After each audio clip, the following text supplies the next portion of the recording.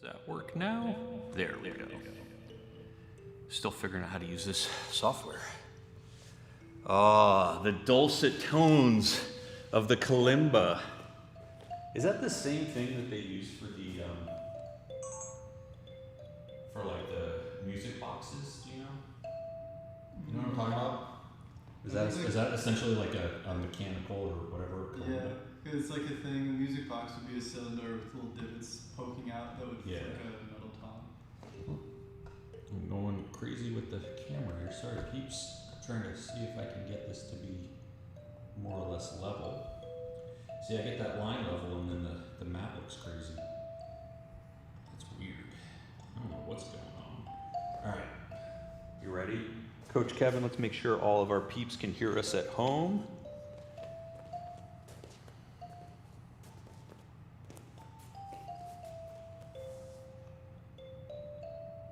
Don't take your sunshine away from me. Sunshine in your... Oh. I think they can hear us. Oh, hey Cameron. What's up?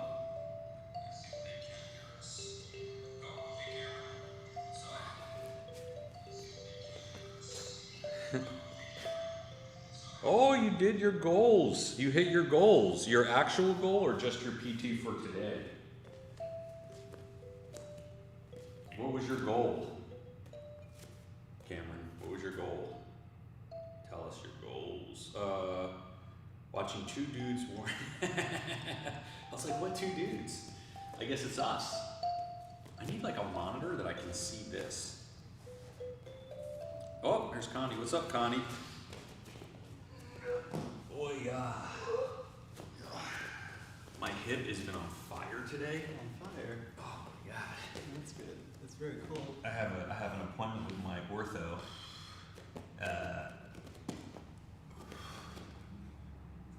On after Christmas, so I might have a nice little. You're gonna get orthopedic surgery? Is that the goal? I might get. I don't know. I mean, I have to talk to him. Like the last time I talked to him, he was like, "I'll just shoot you full of cortisone or cortisol or whatever the hell that is on your hip." But I don't think that's gonna that's not a long-term solution to anything. So the question is whether, to me, am I a candidate at all, right? Because he might be like, "No, you're too young," or like your hip isn't jacked up enough. Or do I get just one hip, or do I just go for it and do both hips all at once? Well, the recovery is brutal. Is it? I've heard some people said it's really easy. Like I was on a very reliable source, Facebook, and there was a guy who was asking basically a similar question, and he had a lot of responses, and people saying that they had either hip replacements or hip resurfacing, and that it had gone really well for them. And they were back on the mats and feeling better than ever. Yeah. But what was your dad's story? He was. How old was your dad when he got his hip replaced? And did he do one or two? And how long ago was it? I forget. It was a while ago, like a decade ago, I think. Because 10 years is a long time, like from a medical science perspective. Yeah. It's kind of scary. Like when I was in practice. I told you I used to do this medical, this patent work for cardiovascular stents. Mm-hmm. And when I was there doing that work, everyone was like, cardiovascular stents, revolution. And then right after I left by a couple of years, they were like, cardiovascular stents not good. Yeah. Right? They're actually not effective. Yeah. So, I don't know. But and J&J, which is my big client, they got out of the business. Yeah. And you're like, okay, well, how did that happen? Yeah, I mean, my dad got his surgery after a lot of cartilage damage running. Yeah, I think. That's like me. I'm not sure if I read it, but your dad. He doesn't do jiu-jitsu, so I wouldn't be able to tell you if that would be or if he got something that you would get, or even anything similar. But yeah, it was a long recovery. And how was he after the recovery? Was he like? He was still grumpy, but. No, but how is his hip? He walks around fine. He had a cane for a while, but then now I don't think he does. The last time I saw him, he was shuffling fine. Every day I'm shuffling? Yeah. He's still old, but he's functional. I mean, I'm not expecting the fountain of youth here. I just want to be pain free, to be honest. Well, like, I don't know if you will be pain free after the surgery, but less, hopefully. I don't know. Depends on what the damage is. I don't know what your body is like. It sucks. It's a wreck.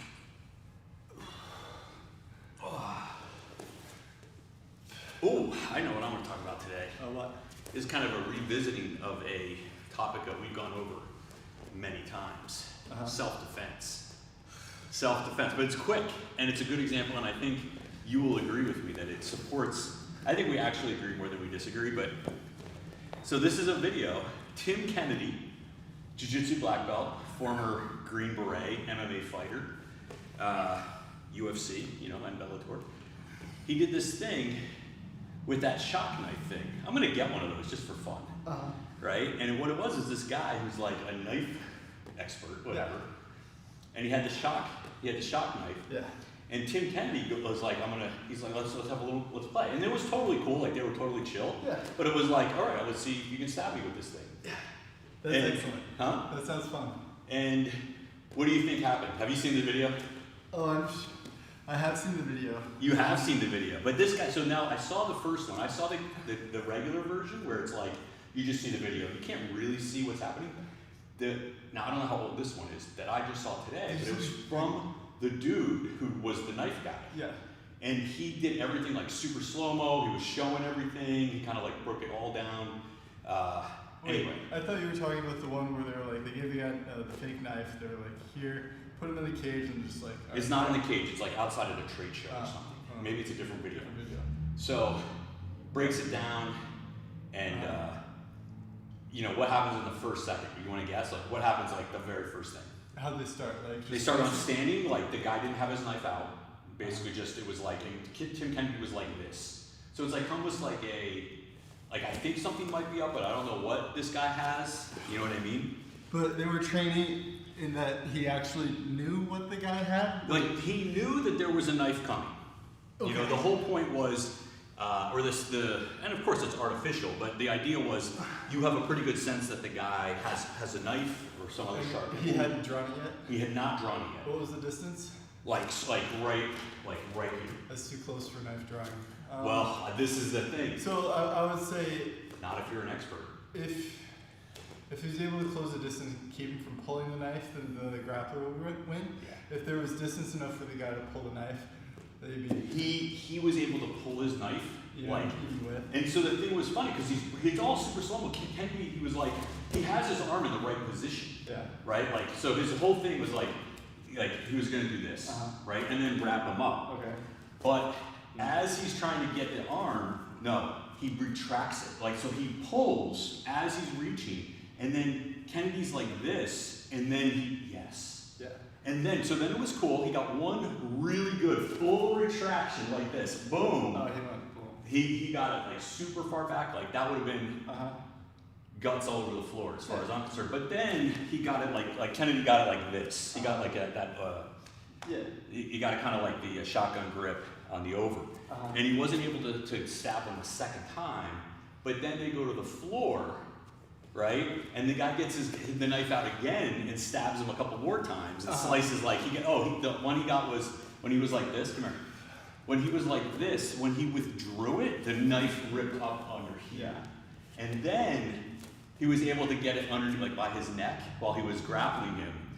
And now there was the guy was like, look, we're on a hard concrete floor, and Kennedy didn't like powerbomb me when he could have, but he still got stabbed. One really good stab in from a guy who you think, if there's a guy who is probably going to be pretty capable, it's the Green Beret, right? MMA guy, bigger dude. Yeah. My point is just this: don't mess with people with knives. Anyone could have a knife. Exactly. Don't mess with anybody. That's why self-defense is stupid. If someone wants to stab you, they're gonna stab you. Like, that's pretty much the rule. The best self-defense is to find a way to go through life without making people want to stab you. I agree. I totally agree. If you don't want to get stabbed, Avoid professions where it's likely. Don't join the military. Don't be a police officer. If you don't mind being stabbed, these are the professions for you. But you would have, you know what? I don't know that this is true, but I suspect that it's true that the bulletproof vests would probably protect the police officers from that like front on, stab into the gut. I think that would probably protect you, right? It wouldn't have protected you against that. And apparently there's a really, I didn't know this is what the guy said, I don't know if it's true or not, but there's an artery here. Yeah. This is a legit target. And if you get that cut, you're probably gonna bleed out pretty quick. Yeah. So, it was just like, it's interesting to me to see these, like, I know they're not 100% realistic, because, what can you do? You can't have a 100% realistic knife fight with someone. Well, it's just like, yeah, because like, so what are you really training anything? Or are you just like LARPing with your buddies and you want to give it some sort of legitimate, foundation? Oh, I'm training self-defense. It's like, no, you're playing with your buddies. You have an electric knife. I'll tell you why it's, if you're being honest with yourselves, doing stuff like that is super helpful. Because you are learning, at least in your mind, that it's not going to work. Not going to work. Right, yes.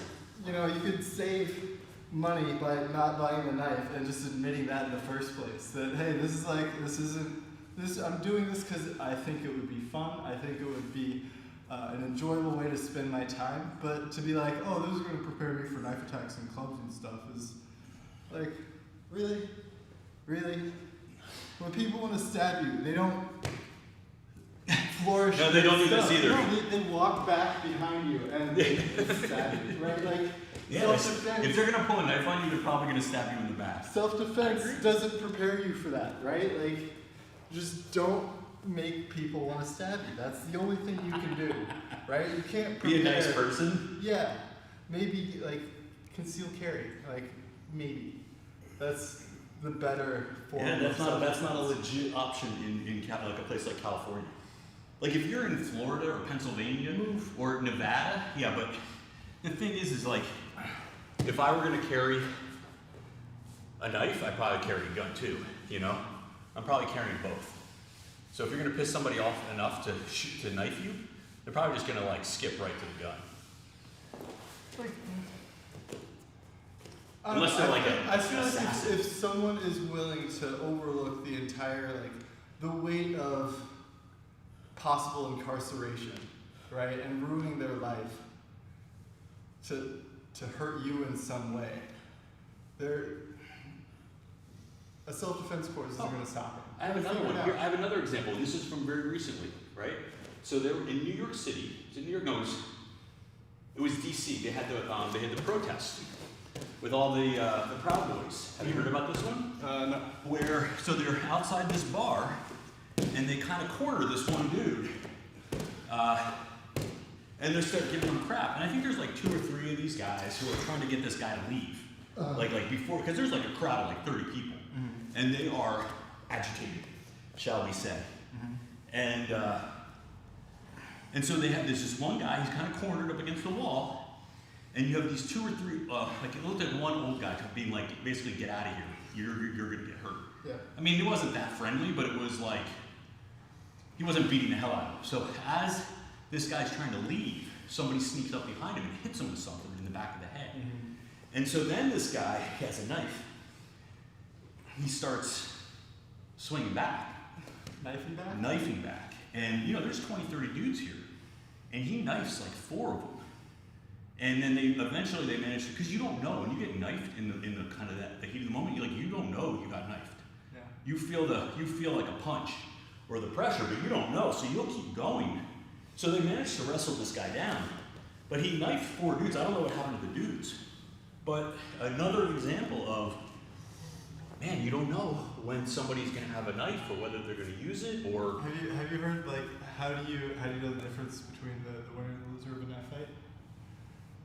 The winner and the loser? Yeah. The winner lives and the loser dies? No, the loser dies in the street, the winner dies in the ambulance. Dude, I'm telling you, man. This is one reason why I don't go to any protests or any mass gatherings. Seriously, man. Bad shit happens when a lot of people get together. Well, especially a lot of white people. What? It's true. What? You can't just be dropping weird generalized. No, that's statements 100% like true. You know, like when a lot of black people get together, you know what they're marching for? It's like a civil protest. You know, they want voting rights, and you know, you get a lot of white people, and there's a shooting. It's true. Look at like Minneapolis, where that kid shot. They had the AR-15. Are you talking about elementary schools? Because I don't think. No, that's... I'm talking about like just regular old protests. Oh. I don't know. I'm just saying. You know what? Maybe I'm being racist. I apologize if so. What were we talking about before this? I feel like I had a point and I lost it. Not picking knife fights. Knife fights, yeah. Bad idea. Yeah. I used to do knife self-defense training when I did martial arts when I was a kid. And it's just, they give you ideas. That are bad ideas. They give you concepts. Bad concepts. But like, stuff that would only work if you trained it for years and years and years and years and years and years. Like those like Salat guys or the Kali guys. Yeah. They're really good, and they would be good in knife fights.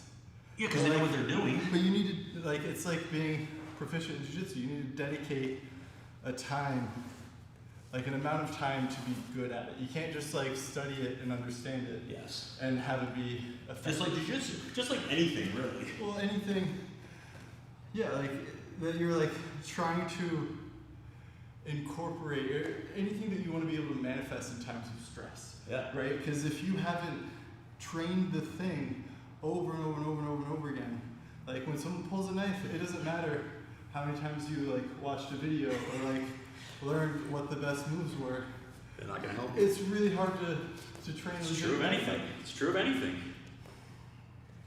It's so silly. That's why when you're going to take your SATs, you take practice tests, right? Oh, did I tell you the story about the guy who pulled a knife on me? He pulled a knife on you? Yeah, when I used to bounce. Really? Yeah. How big was the knife? It was like a pocket knife. That's when you have to be like Crocodile Dundee. You pull out you call that a knife? This is a knife, and you got like your bayonet. So, you know, that's what they call escalation, and that usually leads to further problems. I don't know, if I had like a little 4-incher and you pulled out like a 2-foot machete, I'd probably run. No, what that is like saying, okay, like let's knife fight right now. And that's not what you want to do. You don't want to pull out your samurai sword? We just established that knife fighting is not a good idea. No. If you have like a distinct reach advantage and you have a samurai sword, I would not. If you have a knife and I have a samurai sword, I'll take the samurai sword. If I had to choose between a knife and like a club or a stick, I would choose the club over the knife every time. Anyway. Okay, fair enough. That's a different thing. That's a reach, and that's like it's got other advantages. It doesn't bleed. But anyway, so I was outside. It was at the Jazz Bar Stritch, and just like minding the door, and this guy, he's just like a weird guy. It's always the weird guy. You don't have normal guys who pull knives on you. He's just off. Like I think he was like either like I don't know. He just he roamed around a lot. He would show up and he would. So you'd seen this guy before? Yeah, he would come in because we had a patio and he would just like bother the customers a little bit or hang out when he wasn't buying anything, and it was my job to be like, hey, private property, you can't be here. Just like move over here. Okay. Right. So then there was this time where either like he was just getting agitated by a customer or like one of the other employees. Yeah. And I was talking to him, and the other guy, Mike, comes up, and he's like taller than me, bigger than me. He's like. Have I met him? He's been here, right, Mike? Huh? Is he the tattooed guy? Yeah. Okay. Yeah. And so, we're both like standing over this guy, and he's like clearly getting agitated, and I just see him like pull a knife out, and he's like he has it, and immediately I'm just like. Backing up. and just talk to him, right? I didn't like address it, but I gave myself some space, and he hadn't like opened it yet. But he pulled it out because he was like we were trying to get him to leave, and he was like, don't touch me or my stuff. He was getting super, super agitated, and he pulled it out, and immediately I was super nice to him. You're like, come on in, bro. No, well, not come on in. It was just like, hey, man, like, we don't know. That's not necessary. This is not what we want. This is not what we need. You don't need to take that out. That's silly, you know? But I had, you have your hands You go to up. jail for a long time for that shit. Maybe. I don't think you That's what I'm saying, right? Like, But like, That's a serious escalation. The thing is, like, I can't assume that that person cares. Yeah, Right. that's so right. it's like, all right, like we get some distance. Like I nudge back in, I'm like let him know, or maybe I didn't. And it was just far enough away, but I just like talk to him, right? Yeah. And assured him that we're not gonna mess with him in a way that he doesn't want. Yeah. You know, because you're two intimidating dudes, right? You're all big he was dudes. doing was like, I need space. You know, not like that's not all he was doing, but like that's what in his mind I figured. Like he was just like he just wanted, needed he needed us to know that like he needed to be respected in a sense. Okay. Right. So it's like, okay, calm him down, make him feel that he was like he had his bubble and he was going to be okay, and talk him out, walk him out, and it was fine. Yeah. Right. But like, if someone does something like not always is the best response. An immediate escalation of force. No, I agree. But you know, like that's something that you get from time, like having that sensitivity or that awareness or that calmness in a way, you know, comes from your working the door all the time, you know? And it was lucky because like he wasn't specifically angry at me, which was really nice. But that goes back to like my job is so much easier as a bouncer when I was nice to people. Yes. Just like Kill them with kindness. give someone respect, even if you don't think they deserve it. You can talk shit about them afterwards, but like you gotta like treat them like people so they don't act like animals. Well, I like that. You should write that down. In the Bouncer's Bible, you should write that. That should be the motto of the Bouncer's Bible. Well, it's always interesting with like when alcohol is involved with people. Now, was this guy drunk or was he just funny? You never know. You never know. That's true. Well, with a lot of the roaming individuals, a lot of it would be like drugs. Is he a homeless dude? Is that the deal? I wouldn't be able to say.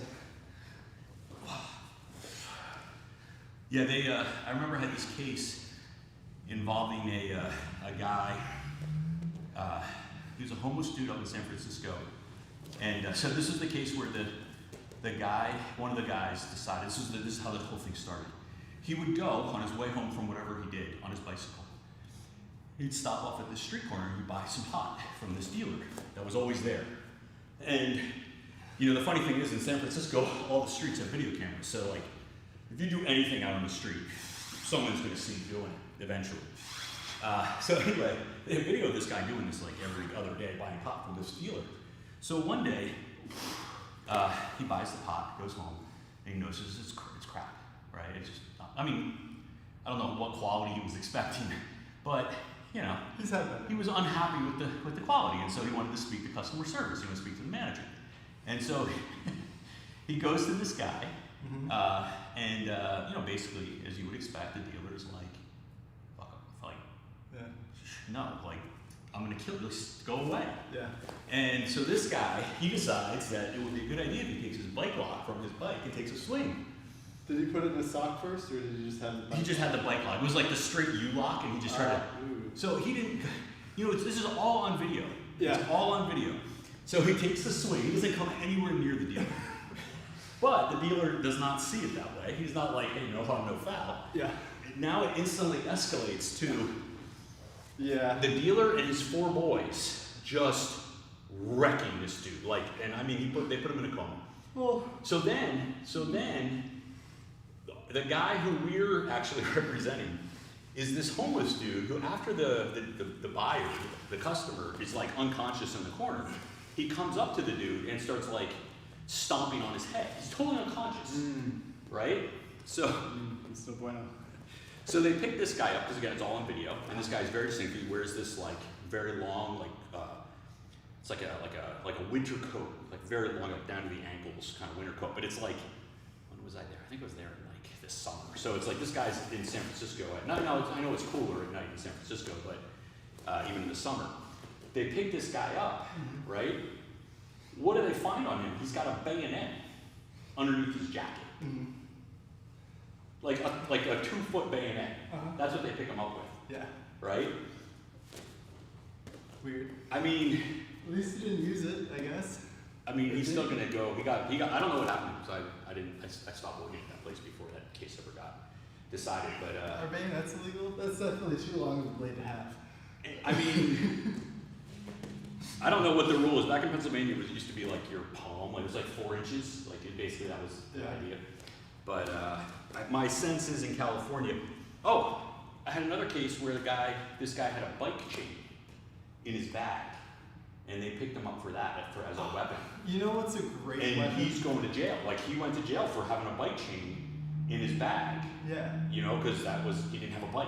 He's like, what? It's a bike. It's a bike chain. They're like, no, you don't have a bike. It's like alright, so they're not stupid. If you drive around, right, and you get in trouble, and you have a bat in your trunk, put a glove in the Get a whole bag. You have bats and baseballs and some gloves, all the accoutrement. Whole thing, right? You can't just have a bat, right?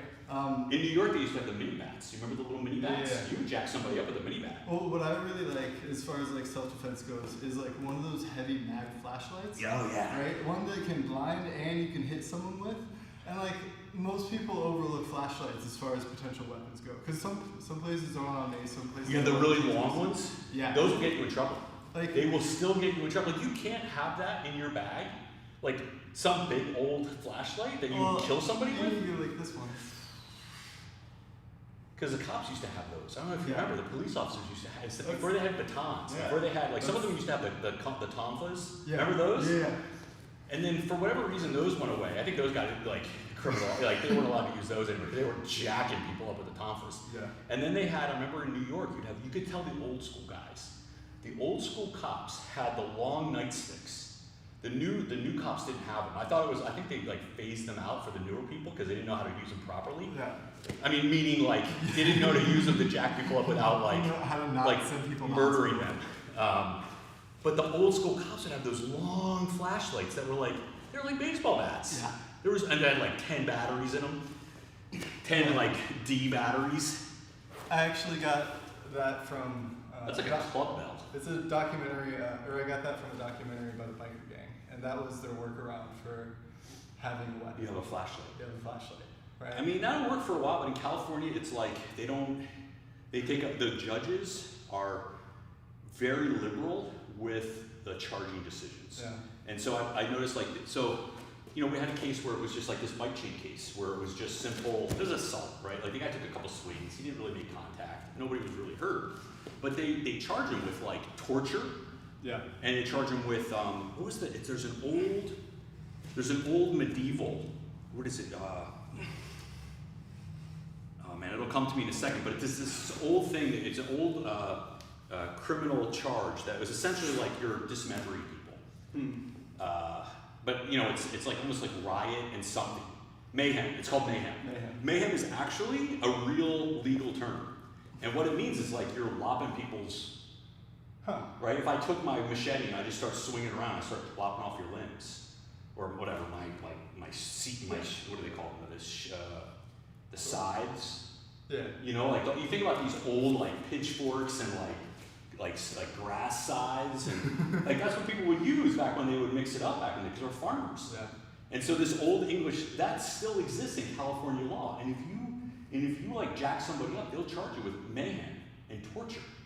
Weird. Yeah. And even if you have like a bike chain or like a flashlight, if you wield that like a weapon, they are going to charge you for possession with and use of a deadly weapon. But I really like the flashlight idea, especially like a high lumen one, because in a dark situation, you got a flashlight. That's nice. And then also the ability to blind someone with a flashlight is. I was watching something where the guy was saying that the best self-defense tool is a high lumen flashlight. Yeah. You know, because you can see all around you, right? If you're worried, like I'm parked by some bushes and you want to take a look, it's also super handy anyway, right? Yeah. Just to have that flashlight. But if you have one that like. And then it gets in their eyes and it'll blind you. I got a flashlight today. Speaking of this, Oh my god. 6,000 lumen. That will mess you up. Have you been on flashlight videos on YouTube yet? No. What? That and lasers. You don't want to do lasers. That'll permanently damage you. I don't want to blind anybody. But as far as like the existence of the videos and how awesome they are, like they get really, really powerful. Yeah. I've seen videos of like small flashlights just illuminating whole neighborhoods, and it's just like super crazy. That's super cool. But right, what you if it's too powerful, it'll burn out too fast. You gotta have like a nice balance. 3,000 lumen. Yeah. Usually like 500 lumen is plenty lumen. Yeah. That's a very bright light. I was thinking today that it would be fun if we did some self-defense drills here, and look, we can trade, Kevin, right? I was thinking like we should check out and see if the bear spray or the mugger spray actually works. That would be fun, wouldn't it be fun? No, that sounds awful. But it would be a real service to the YouTube community, Can I say, right? you just want to mace me? Is that? No, you can mace me first. We have to do it to each other. We have to have a third party that can mace both of us. We should get, we get Aubrey. We get Aubrey, and she can mace us. Why? She can mace you. That sounds fun. Both of us. No, because I'm a smaller guy. You're the bigger guy. I don't want to get maced. No, I know that's the whole point. Let's see if it works. It's a service to our female viewers and male viewers. Why? Because you know what? I don't know that this stuff actually works. How do you know this stuff works? We'll spray it in your face and find out. But if you're a purchaser of this product, I mean, we should test it out and see if it legit works, and then we can say, all right, this is a good product. This would actually stop me. That sounds like a terrible idea. It is, but it would be so much fun. Wouldn't it be fun? You know what I don't like about self-defense? Anything. The fact that it doesn't work. Like, I feel like if your business is self-defense, right? Like, what I've noticed is most self-defense places end up kind of focusing their marketing on people's fear. Right? Yeah, that's the whole thing. It's just, They said really, Kevin, there's two things that you sell. You can sell fear or you can sell greed. Those are the two things you sell. Or sex. That's the third. Yeah. Those are the three things you sell. It's so negative, and it's like fear mongering. It reminds me of just the local news, and it's just you should be afraid all the time if you're not taking self-defense. I agree. You're going to be a victim if you don't know how to do I agree. whatever, We could invite the local Krav Maga school to come in and show us what's up. Why do we have to even acknowledge self-defense as a thing? We're a jiu-jitsu school. Yes, that's true. We're not a self-defense school. I think it's good. When have you ever taught a punch block defense? Me? Here. Many times. In this building? A couple times. When? A couple times. To who? Students. I mean, I think if you're talking about one-on-one, a fight, just a one-on-one fight, I think jiu-jitsu, if the self-defense, a punching, I think jiu-jitsu is totally legit in a one-on-one situation. What I think the approach. If you pull a knife, I don't think jiu-jitsu is a good thing anymore. Yeah. Right? Or a gun, or Alright, a bat. as far as the self-defense approach, right? Especially from our academy perspective, right? I think the approach should be teach jiu-jitsu, and then if a kid gets beaten up, or if a kid comes in and he's I keep getting punched in the face at school, and it's alright, let's talk. We can. It doesn't. So this is the thing. I've had situations where kids. I won't mention his name, but some kids were picking on him, and he sayonagi them, and then that was it. They never messed with them again. They were want to be friends with him. Wasn't that the second time? Maybe, I don't know, But it took one time. if you sayonagi somebody or you put them down hard enough once, they will either never mess with you again or. Now he's 8. I was ready to high five him. I was and he didn't hurt. I was is the kid okay? Because if you sayonagi somebody on the playground, on the cement or something, yeah, that's bad. Yeah. But he was on grass. That's good. So it was all good. Yeah. But these kids are gonna. Yeah, but do you have to teach an 8-year-old to prepare to be bullied, or could you? No. You're right. I don't think. I think you're right that you don't want to I don't like having the kids pretend they're fighting. I don't want that to be the default. I have to pretend, right? That this is something that I only do in a fighting situation. Yeah. The skills, though, again, in a very limited situations, are directly applicable, right? I wouldn't say go encourage people to go and get into these situations, but if you double somebody and put them on the ground, the fight is probably over. Yeah. If you're a blue belt or a purple belt, the guy's within some 10 pounds of you. If you're anybody and you double someone successfully, it's probably gonna be good. As long as you don't knock yourself out on the way down. Yeah. So, I don't want to say jiu-jitsu is terrible enough. Obviously jiu-jitsu is a real set of skills that can help you you know, in a one-on-one unarmed combat situation. Yeah, I don't disagree. But I agree that when we start going out to the, you know, okay, the weapons and the multiple attackers and the, you know, I'm asleep and this person gets into my, you know what I mean, surprises me, you know, then we used to have one where like you defended against somebody coming at you with a chair. Weird. Yeah. Like you were a lion? Like what? Like you were a lion? Yeah, like you were a lion. Strange. I never did. I saw a video of Hoyler doing like a gun disarm. No, you know what it was? It was my old instructor. It was Steve Maxwell, and he was doing a gun disarm video. It's recent, and I was just like, man, what are you doing? Really? It seems extremely irresponsible. But you know, like he's like super old school, and I think that was one of the main, you know, one of the main motivations to do jiu-jitsu is he thought, like, yeah, this stuff is going to work in all these situations. Yeah. I mean, I don't know. I was just like, I was a little like disappointed. But you know, like that is a selling point. People think like, oh, I'm gonna go get one of these old black belts and they're gonna teach me the secret techniques of disarming. You know who I'd really like to learn a gun disarm from? Jet Li. Have you ever seen Lethal Weapon 3? I think it was. Dude, you have to see. Have you guys seen Lethal Weapon? It's the one with Jet Li. #1 for Macy. Dude, they want us to mace each other. Oh, Connie doesn't look quartering. It was mayhem. It was mayhem. All right, but you know, we have an upvote for Macy. I don't know if you can get mace in California. You can get bear spray. I wonder if bear would work on a human. Why would we mace anybody?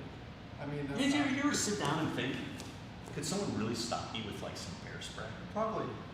Have you thought about it? Yeah, definitely. If they wanted to, yeah. Like, No, I'm like, do you really want to test it? Like, I want to test it. I don't want to be the guy who had the question in his head, like, can someone stop me really with bear spray if they really tried?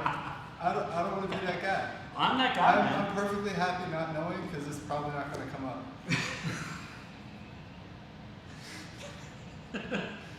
I hope not, but we're not doing it for each other. Yeah, we're I'm doing not- it for I'm not our in the viewers. military.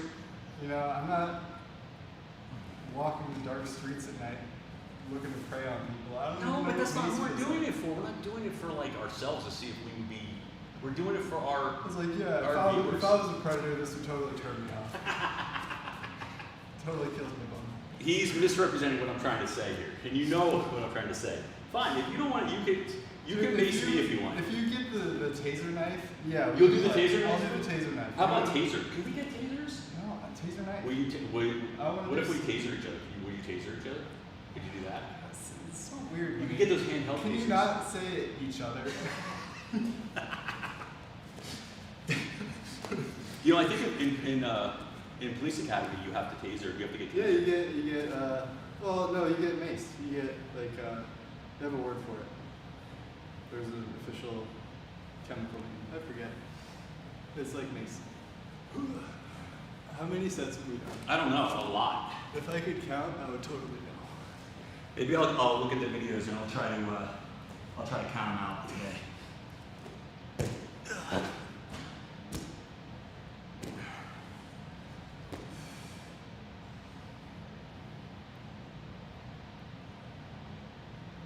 Wow, good stuff. All right, so mace, bear spray. They have that dog repellent too. Maybe get some dog repellent. I wonder if there's like, if it's the same stuff, but Do they have deer urine? Isn't that? I don't think that repels dogs, does it? I think that attracts I dogs. thought we were repelling people. I know, but you can use different things to repel people. Wait, are you trying to repel dogs in this case? No, we're using dog spray to repel each other. Dog spray on people. The only problem is if you did it around here, Wait, does the you would leave this stuff on the mat and then people would get like bear spray in their eyes. And then yeah? that actually would be great though in training. You'd be like, oh my god, I They- can't see. They have a dog spray, Yeah, like to keep dogs away. yeah. Huh. Because sometimes, you know, you're out at a trail or something like that and a loose dog comes, Yeah. you know, or whatever. And I guess bear spray would work for that too, but I wonder Yeah, but that what's in sounds bear like spray. Probably concentrated dog spray if I were to guess, but That's what I would think too. Like, is there a different dog spray? Like a different formula? Or a different chemical? yeah. What if the dog likes spicy food? Is it different? I wonder if it's like cayenne pepper? Have you gotten like that kind of stuff in your eyes? Capsaicin? Dude, when I used to work at this restaurant, and I accidentally dumped a pepper, like a whole sack of pepper, on the coffee maker when the coffee was hot. Like A sack of pepper? it was like a. Well, what we used to do is, Or so we used to have pellets? these metal containers that usually held creamer, but we would put salt and pepper in them to help refill the pepper and salt shakers on the tables. So I had this big creamer, like tin thing or whatever, it's made out of stainless steel. And then I accidentally poured it. I didn't know there was pepper in it. I thought there was creamer, but I don't know, I think I spilled it or something. But it went onto the burner of the coffee maker. And I cleared out the entire restaurant doing that shit. Weird. Like pepper flakes or black peppercorns? Or It was like this, it was just black pepper. It was like it's a shaker. It's Yeah, pepper, interesting. not the peppercorns. Yeah. But yeah, everyone left. Good job. I don't think I ever fessed up to that either. My eyes were pretty, messed up too. Yeah. You know, because I was at ground zero.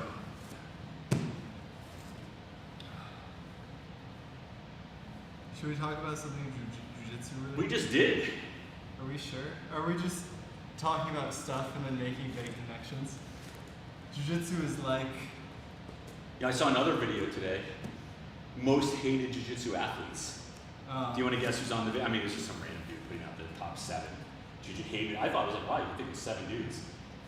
No. 7 most hated jiu-jitsu athletes. I can only think of, like Gordon, I guess, and then Paul Harris. There you go. Maybe You're on. Dylan Dennis. There you go. You got the top, like, a bunch of that's 3 of the 7. Who else? Ugh. Some of them I would say are more controversial than hated per se. Controversial. What does that mean? Like, people love them or hate them, but it's not like the hate isn't like I hate. Like, Are any of them women? no, there were no women. There aren't really that many bad women, I don't think.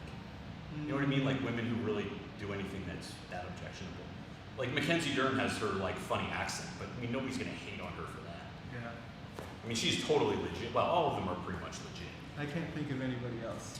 So you had like the top 2, which is Dylan Dennis was their number 1. Gordon Ryan was their number 2. Paul Harris is like, Yo, he sucks. he does not suck. No, he's not bad at jiu-jitsu, but he's a terrible gorilla human being. He's there to hurt people. Mr. Paul Harris, if you're watching this video, the views that are expressed by this guy do not apply to me. I love you, you're a great guy. Please don't come and hurt me. Oh man, that would be really embarrassing. Yeah. I think he's misunderstood. No, I think he's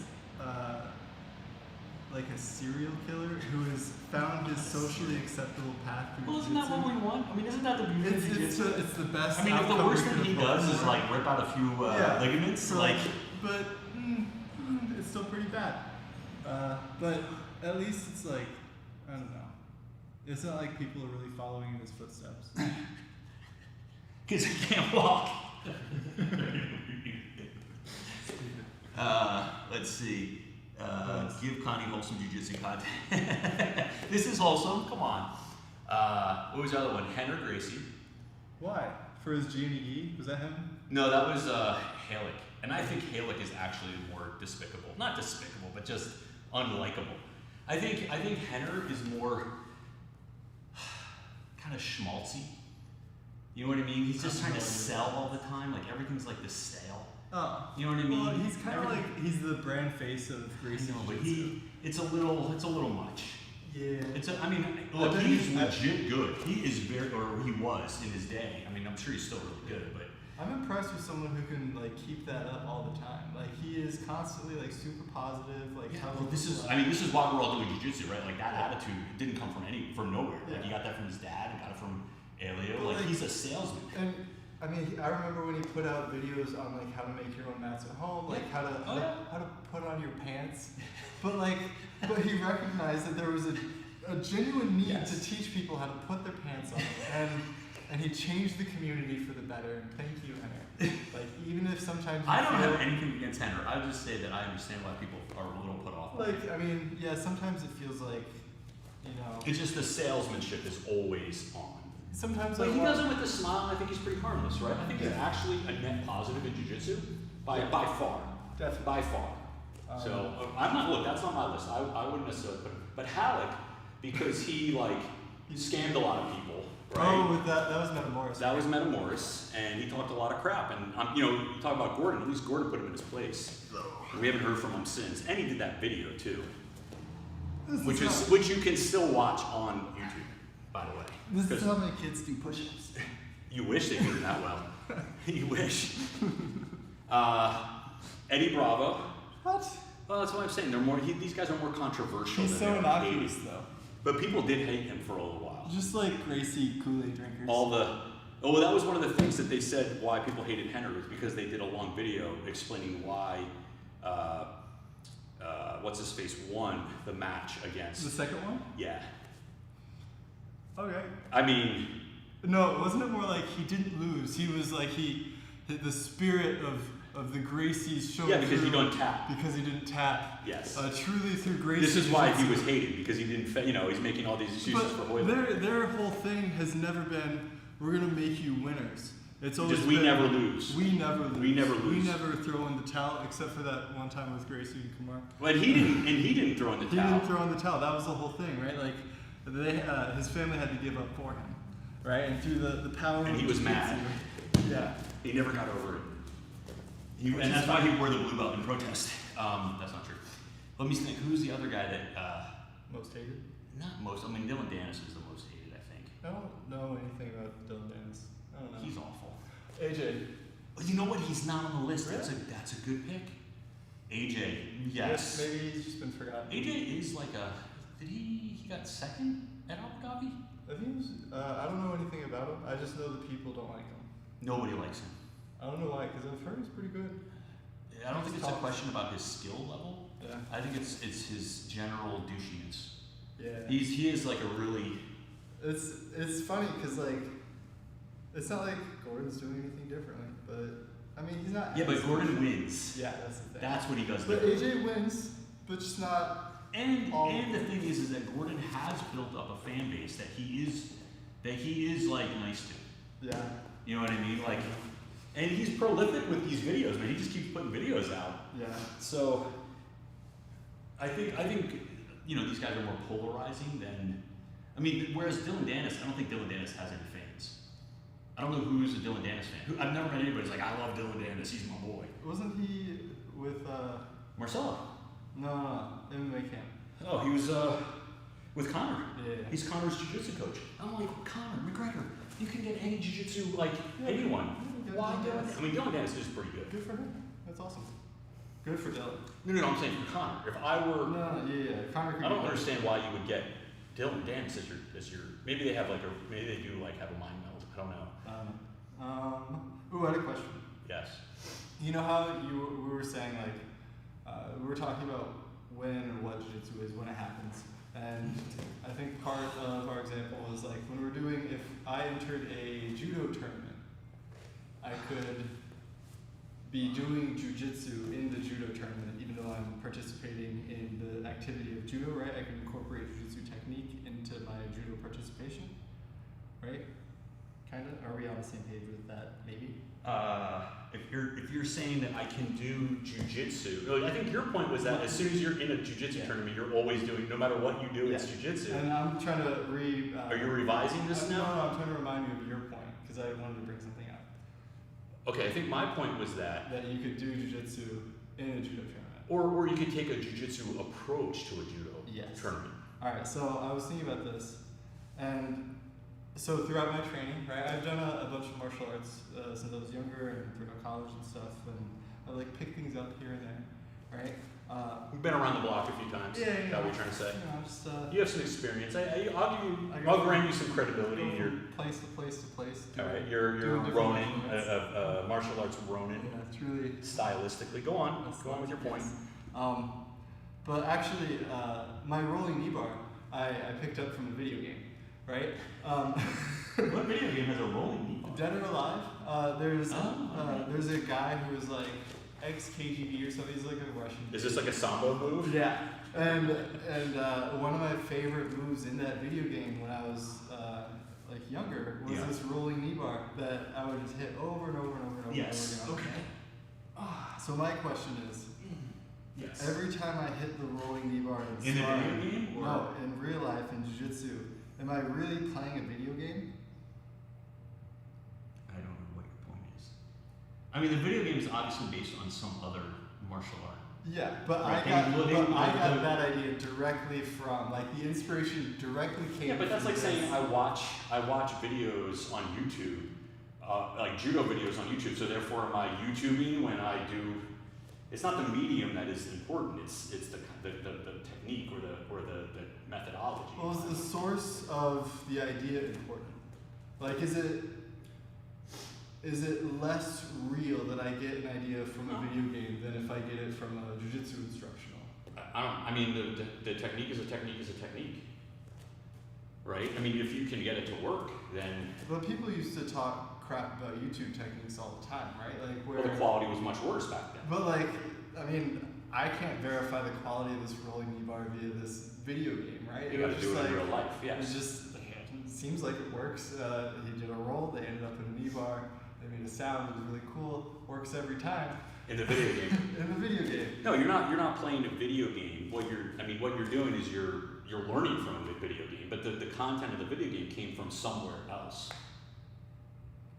If it came purely from the mind of a programmer, it probably will not work in real life, right? I mean, if it's like this crazy, it's like, if you're watching Mortal Kombat, and then you try to do like the Mortal Kombat things, then you're probably gonna get your ass kicked pretty quick. Yeah, right? I remember. That's all you know. Yeah, practicing those big uppercuts. Where they like pull all the spine out of the body. Yeah. No, the ones where you launch the people up and then they go. I mean, if you connect with that, then they will. Yeah, then they will fall. Yeah, but it's really embarrassing being a kid and practicing your Mortal Kombat uppercuts in the corner. Anyway, but how do you feel about like? Are you very particular about the source of your jiu-jitsu ideas? Like, because I've noticed, especially when we talk about things like philosophy and other stuff, you make fun of me for like where I tend to get my ideas. No, that's not true. That's not true. We're like talking, but you're like, oh, like Kevin's watching YouTube for his information, and I'm looking. I never said that. Stanford Encyclopedia Philosophical. Oh, but that's for no, that's different. That's more of like if we're having a discussion about philosophy or something like history or but why is that politics. But if I'm looking up information for jiu-jitsu, do you take a different approach? Do you also try and find legitimate sources, or do you feel more free to pick? I think. Look, I mean, there are people who have no qualifications whatsoever and can still like academic qualifications, and yet they can still be very smart people who do a lot of research. And usually, those people either have a lot of real-world experience themselves to draw from, or they've done all the research. Right? Like there's that guy from Game Changers. I don't know if you know who I'm talking about. I forget his name. He's a former UFC fighter, and he goes on the whole he went on a vegan diet. He has this whole documentary called Game Changers about vegan athletes and how being vegan. That was the next Netflix thing, wasn't it? I think it was on Netflix. Yeah. But like if you listen to him, he was on Rogan, having a debate with somebody. If you listen to him, like he's a very educated guy. He knows the research. He's read. He understands like how to read the research. He's done a lot of work, right? And so when he speaks, at first you're like, who the hell is this guy? And it helps too because he has an English accent, which automatically bestows some air of authority, right? Because they know how to speak. Until it's Cockney. Right, yeah. If it's Cockney, then forget it. You can't even understand it. But, it's apparent after you listen to this guy that he is a pretty smart guy who's done a lot of research, right? At first blush, you wouldn't necessarily give him any credence. It sounds like you're just basing it off of this guy sounds really confident. No, no, that's not what I'm saying. I'm saying at first, I think I would not give a lot of credence to a former MMA fighter about pretty much anything other than fighting MMA. Sure. Then I would be like, okay, I need to listen to this guy. It's not your area of expertise. But then you listen to him. Yeah. And based on And then I go and I do my own, like I go and I'll fact check him, and I'll like try to do my own research about him. And then after a few times, and I see like this guy agrees, and this is a real guy, and he's at Oxford, this guy's at Stanford, and whatever. I'm like, okay, you know, he's got some credibility. He's also very careful to cite everybody. So he'll cite actual studies. You can go and get the studies, and you can read them if you understand them, right? And so they're real peer reviewed, whatever. Do you have to go through those citations typically when you're doing your background research? I mean, I usually, almost always when it doesn't matter what I read, right?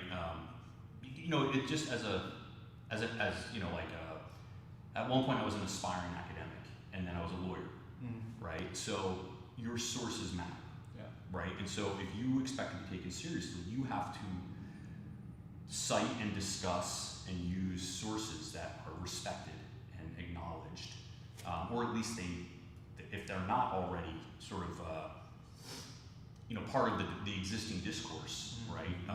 That they check out. So you have to. So by nature and by training, I'm a skeptical person. So anytime I read anything or I see anything, I'm always checking. Always check. When it purports to be, especially when it's not something that I know about, right? Like if I'm a lawyer, right, and I can check to see, and I know that, you know, like I know the cases and I know the doctrines, and so I can tell if somebody knows what they're talking about or if they don't. But when I'm dealing with something that I'm not an expert at, right? So when I used to be a lawyer, and I used to do when I was still a lawyer, but you know, you have expert witnesses, right? And so your job when you have an expert witness that's testifying on behalf of your client, like you have to make sure that that expert is bulletproof. Right? So you can't just let the expert stand, like get up there and bullshit, because the other side is going to tear them apart and you're going to lose the case. By the same token, I have to go and be ready for their experts and be ready to tear them apart. So you have to do a very close reading of everything, and your expert's supposed to help you tear apart their expert, and you know, vice versa. So yes, I mean, I think, and this, when you ask like, how does that work with jiu-jitsu? Again, you can have somebody who is not a big name in jiu-jitsu, and they may have a valuable insight. But it's not like jiu-jitsu is so well established that we have papers that you could cite, or we have... No, but you have like records, and you have videos, and you have... But it's all very unofficial. It's like we have a conglomeration of information and a history of, you know, people who have been successful, and techniques that eventually, like, they've been reported more and more over the years. But we have techniques that have been shown to work. Yes. But like when someone makes a statement in jiu-jitsu... Such as what? Like, this is a good thing. Yes. Right? Like, or something like, you shouldn't cross your feet when you're on the back. Sure. How do you go about justifying the statement? Like, do you... Well, everything in jiu-jitsu kind of boils down to like, can you get it to work on the mat or not work on the mat? But is it like, can you as a person, or is it, could do people? So like you can say, right, like here are the highest percentage based on the available data that you have, right? But where is that data? You don't have a box of data. So I mean, let's say you look, I mean, like Flow Grappling puts out its statistics for every year and says like, here are the highest, you know, finishes at black belt, you know, in 2000, and they track the trends, you know, based on tournament jiu-jitsu, and if you go onto UFC, I'm not sure if it's UFC or there's another website that tracks MMA finishes. But like that's still a very limited amount of data. But that's the data you have. That's the data you have. Finishes. So, you know, and you can look at that and you can say, all right, rear naked chokes, head and arm chokes, arm locks. You know, you can see the ratings for each one of those things. Or chokes, right? Bow and arrow choke. If we're dealing with gi, bow and arrow choke. And you can kind of get a sense of what are the highest percentage finishes in any given context, right? And then you can also look at like BJJ heroes, and you can say, well, how did Roger Gracie finish all his fights, or the majority of his fights, or you know, or a high percentage of his fights? Well, cross chokes with the gi, rear naked chokes without the gi, or with or without the gi. So you get a pretty good sense of like, okay, these things work, right? I mean, if it's Rafa Mendes or you know, Marcelo Garcia or Podger, you know, these are guys that are world champion, multiple time Hall of Famers, no question. And then you can look, but then here's the thing, right? Podger, when he mounts on 99% of the people, no one can get him off. Like no, I mean, I've very rarely seen any. I think Marcelo was one of the few guys that was able to like Upa him over from the mat.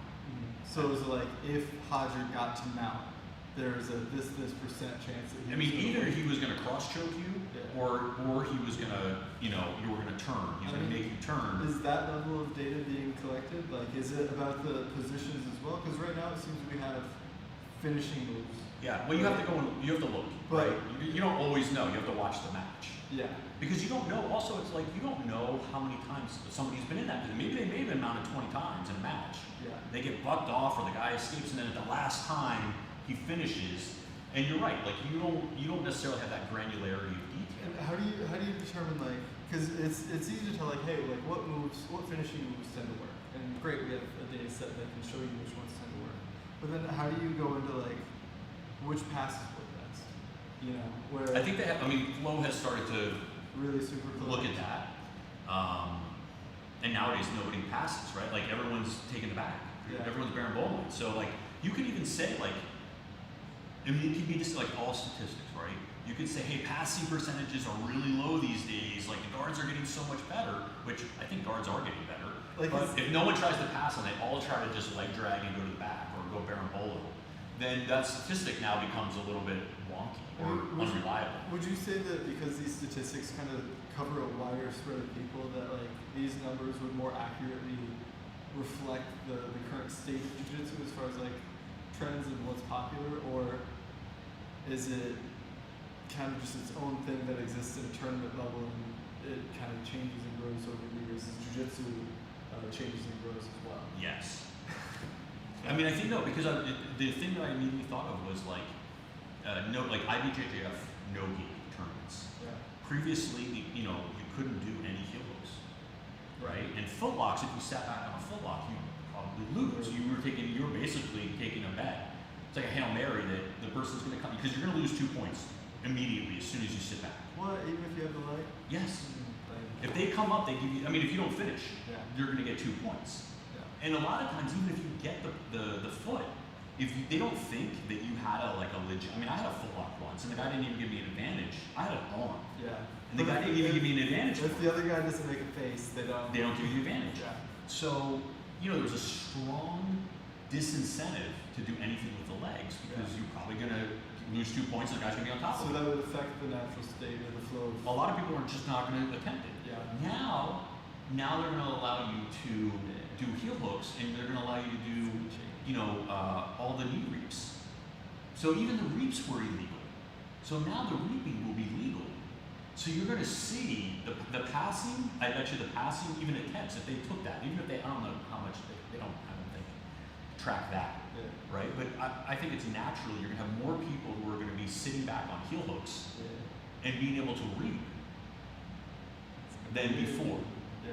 You know what I mean? And now it's a much greater reward and more control than being able to just do a footlock without even being able to bring your foot over the hip or the knee. So, but I guess to your point, generally the way I look at things from a jiu-jitsu perspective is, the first thing is this person a legit authority that I take seriously? It doesn't have to be Hodger Gracie. It could be Sergio Payne, right? It could be some old school black belt, red belt. I mean, he's a red belt, right? It could be somebody who is, it could be Josh Barnett. I mean, he's not a jiu-jitsu authority, but he's a really good fighter and grappler, right? I would listen to something that he says. He's legit to me. Or even a wrestler, right? If Wade Chalice or Cale Sanderson or Tom Brands or Terry Brands says something about grappling, or Chuck Jefferson or Mike Swain or Jimmy Pedro say something about judo. Is there any commonality among all these people? I mean, all those guys are like world championship level guys. So it's all people who have like accomplished great things in tournaments. Yes. Typically. Yeah, but if John says something, he's a coach. Yeah. John's a really unique character in that regard, right? Like where he's so respected as an instructor, where he hasn't really presented what he can do. He's gotten his results through his athletes. It's very interesting. I mean, Henry Akins is another guy who kind of enjoyed that status for a while. Yeah. I mean, he's been the coach to a few people. Yeah. I don't think it's high profile. Eddie Bravo is another guy. Now, Eddie Bravo did have his moment, right? But he is not a decorated competitor. Yeah. Right? I mean, he won that, and then basically the next thing he did was 10 years later and did another rematch with Hoyler. right? It was perfect. Good job. You know, like, and I don't take anything away from Eddie, but, you know, he's another guy who has had tremendous influence and left a huge footprint on jiu-jitsu without himself being a hugely decorated. I mean, he has a better competition record than John does. Yeah. And I would say, in terms of overall impact in jiu-jitsu, he probably has a bigger impact than John, because he started so many academies. He has a whole style. He started like combat jiu-jitsu. He started like EBI. I mean, we owe a huge debt to Eddie. I mean, Eddie Bravo. People forget about like kind of. I think people have already forgotten kind of how controversial he is or was. He's still pretty controversial. He's a huge figure in jiu-jitsu, and I think everyone owes him a big debt, right? I mean, because he's done a lot for the sport. Yeah. But he popularized no-gi. yeah, I mean, he's another guy who was way ahead of his time. He's ahead of his time in a lot of things in jiu-jitsu. But having said all that, you could also have somebody who you've never heard of before, who's really good, and they come up with something. And so the ultimate test, and so this is what I'm coming to. The ultimate test is, can you get it to work for yourself and/or for your students, right? Or for a student, because people are different. Like what Hodger can do, I can't do what Hodger does. Yeah. Right? Like I'm not Hodger Grease. And so, yes, if I could just keep everyone pinned down if I could, first of all, sweep everyone, mount them, and hold them down 99% of the time, then I could do cross chokes, right? But I can probably keep people down A little bit. It's not less than 99.9%, depending on who it is and how big they are and like whatever, how experienced they are. So does the cross choke work? Yes. I mean, everyone knows the cross choke works. It's just a question of, can I keep the guy here long enough to cross choke? Yeah. Right? And so you have to ultimately make that determination, and it changes whether it's you as like personally, like can I get this to work, or is it for your students or for a group of people that more people will be able to use it than, you know what I mean? Yeah. So it doesn't have to be finished. It could be kind of a technique to get out of something, or escape, or defense, or whatever. Yeah. I just really like going and finding obscure jiu-jitsu people, and then they have like the weirdest techniques. Well, like the funny, like, so it's kind of like the meta good breaker. ideas. It's the meta breaker, Yeah. right? Like you, and this is the continual. This is like always the arms race in jiu-jitsu, which is a super healthy thing, right? Like that's why I say, like, just because if you're not a world, or the guy's not a world champion, or maybe no one's ever heard of them before, or maybe they're doing some crazy nutty stuff that no one's seen before, it doesn't mean it's garbage, right? Do you know Able BJJ? What is it? Able BJJ? I've heard of it. He's got some good ones. Yeah. Yeah. Like short videos. It's like short and sweet. You get the point. You get an idea. You move on with your life. Yeah. And like I don't know who this guy is. Yeah. Like, but he just puts out content and it looks good. And every once in a while it shows up when I'm rolling and I give it a You do shot. it. Yeah. And maybe it works, maybe it doesn't. But it's like. It's neat. It's a contribution, and I appreciate it. I appreciate that someone's around here, like thinking of these things. Sure. And even if they're not like world champion things, like I like trying out a little different stuff. Like we can't all have the same jiu-jitsu. No, absolutely not. I mean, it's that's the beautiful thing about jiu-jitsu is that we're not all doing the same jiu-jitsu. Yeah. But like, kind of. Weird. No, I mean, if you get, wrestlers, that's the thing, like you can get a judo guy in, you can get a wrestler, and I learned a lot about jiu-jitsu from doing judo and from learning from wrestlers, right? Because these are ideas that obviously work. Yeah, like that rolling Given the right, what's that? Like that rolling knee bar. Whatever. Video. But, it's like you have to have that, I guess, open mind. Yeah. And John's another good example, because that's something that he always did, which was, okay, people made fun of catch for a long time, but I remember from the very earliest days, he was like, don't sleep on catch. They have some good ideas. Maybe not ultimate. Like their overall, we don't do catch, right? Like that's not our goal. They have a different goal than we do. And they have a different methodology, but they have techniques that we can use and are effective for what they are, right? So, I stole a lot of my standing, and this, it's not, never mind, my standing isn't that impressive, but like my arm drag I learned from Tai Chi, like There you go. legit. There you go.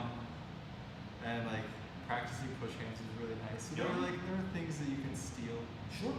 but it's still that was the only thing about it that I found. From Tai Chi? I mean, for my life, right? In It's Jiu Jitsu. like- Because Tai Chi can be a great way to exercise if you're 75 years old and you, It's- I'm thinking about just starting Tai Chi, because why not? It's different. Like it's a different. I think judo is to jiu-jitsu what Tai Chi is to judo. Dude, you have not done enough judo. No. I hope you're not being disrespectful to judo, Like, judo, because- the biggest concept of judo is like the kazushi, right? The off-balancing part, right? Tai Chi push hands is all kazushi. The whole thing is the whole game is how can I make this person take a step, right? So the arm drags is just I see, the whole yeah. game is like can I make this person take a step once they do it, right? That's the first interaction with judo, right? You make your contact, you make them go off balance, and then you do other stuff to make judo happen. No, Right, it's but- false. You just go in there and you just start throwing. Well, like the throw is the other. You hit him as hard as you possibly can. You make him stagger backwards and then. But the Tai Chi, the push hands part is just a very, very narrow focus on just the first step of grappling, which is the push and pull and the connection. Right. Because you can grab, you can push, you can do all these things. You like push on their hip, you can make all sorts of contact and different ways to do it. And then like it's just first person who you can break with kazushi ones. And then You don't actually throw anybody. you can. Is it like a I kendo? don't- No, well, it depends. Usually, like you can put your feet in like they have little footprints that you have your feet on, and then you start, and then you just try and push each other or pull each other off balance.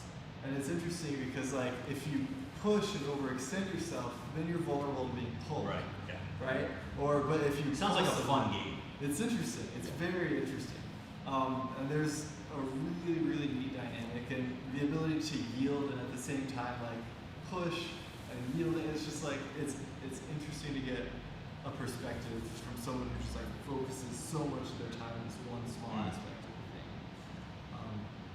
And they're really good at it. Yeah. Like, their ability to stay relaxed and their ability to But it assumes that you are both standing in your footprints and not moving. Well, they have to abide by the rules of their game, right? So by creating the game and creating the rules, it simplifies the process to where you can see patterns more easily, right? As opposed to having someone moving around. And when the moving around happens, the game becomes more complicated and you get judo, basically, right? Just like you're now adding putting them on the floor. But the push hands. So maybe that's what we should do. We should start Tai Chi, Well, and then you graduate to Judo, and then when you are at the highest level, then you start doing some Jiu-Jitsu. The push hands is nice, but it won't. Oh, Dennis here. I don't think it'll get you better necessarily. But it's fun. It's But fun. it's fun.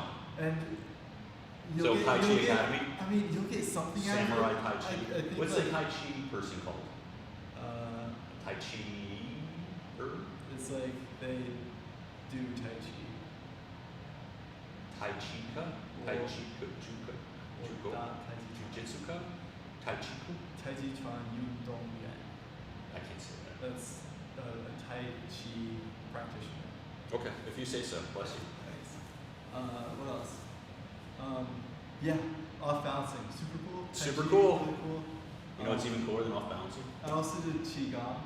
Do you want to know about that? If you want to tell our audience about Qigong, what is it? Qigong? Qigong. Qigong? It's the- Is that with a Q? It's the breathing exercises with your chi and stuff. It's fun. I I don't like to talk about my Qi in public. Yeah, it's silly, but I don't know. Tai Chi. We should do push hands sometime. I can barely. Can we do it now? No. Leave me alone. Unauthorized, unwanted touching. I don't understand what you're doing. All right, so we set it up. Hold Here, on, we let's gotta back up. go over Let's here. back up. All right. This is unfair. What do we do? So like just mirror my, or not mirror, but be like, all right, yeah, there we go. All right, so. Okay, so we have to be stagger stance. What if I take a square stance? You can. It's just All like- right, now what? So like the exercises that we would do, we would push and you practice healing, and then you push me and I practice healing. Right, and then I can push here and you practice sinking your hip, and you push here, I practice sinking my hip. So we go back and forth, both sides. This is just a good stretch. Right? And then if I can push you off balance, right? This is unfair because you have longer arms. Right, but here, like the idea is you can yield, right? Or if you push here, Where am I you pushing? push on the shoulder, I can practice. But then I take you down. But the game is if you take your first step, I'm there, right? So I can like just pull and off balance, but if you do it right, you can like end up pulling me. So there's this like pull back and forth of us, and when they do it in tournaments, it usually They just have a ends tournament up, for this? yeah, and then so it just usually ends up like. It's all like Well, the practice, nice and easy, and then at the end it's like sumo. Well, yeah, it's like in the practice, everyone's like flowing and doing well, but then when it comes down to it, it's like, you know, dueling. First one who can get the shot off probably wins. But it's also like. It's like 1-inch punching, right? But also like, if you do it wrong, like if I overextend myself, I'll still be vulnerable to being taken off balance. And they have fun stuff. Can you like push it this time? Right? Leading into the. Oh yeah, there you go. Like an arm drag. Yeah. Just an arm drag. So that's like learning how to get that arm across is really nice. And it's just like we would stand in a gymnasium and practice arm drag for like. It sounds like yeah. If you don't have any mats, this is something. You Yeah, might do. so we're just like practice coming here, and then like practice coming here, right? And practice We could just do that normally. I don't understand what this is like a whole sport. Yeah, Alright. it's cool. I mean, okay. But again, they're very passive aggressive. I mean, yeah. It's like the. You know what that reminds me of? Do you ever see the video of the two guys? There's like the one guy who's like the new agey, he's like blonde, and they're kneeling in front of each other. And then the other guy who's like, he's like, I think he's Russian or something. Mm-hmm. But they're kneeling in front of each other, and the guy's like gonna block, and the other guy like punches him in the face. Uh-huh. And he just keeps doing it. Like he's like, I'm gonna block you, and the other guy just like cracks him, and then he like cracks him, and then you've ever seen that? I'll have to show that. No, we're not gonna do it because I don't feel like getting punched in the face. All right, guys, have a good weekend. I'll see you next week. You want to say anything? You want to play the kalimba? Kalimba? The kalimba? No, but yes. But not. Let's see. Do we have any? What are you stretching? Push hands. Push hands. Let's do push hands. It sounds like a song. Oh, you got to come closer to the microphone, Kevin, because the air's on. Make good decisions. That's right. Here we go. Bye, guys.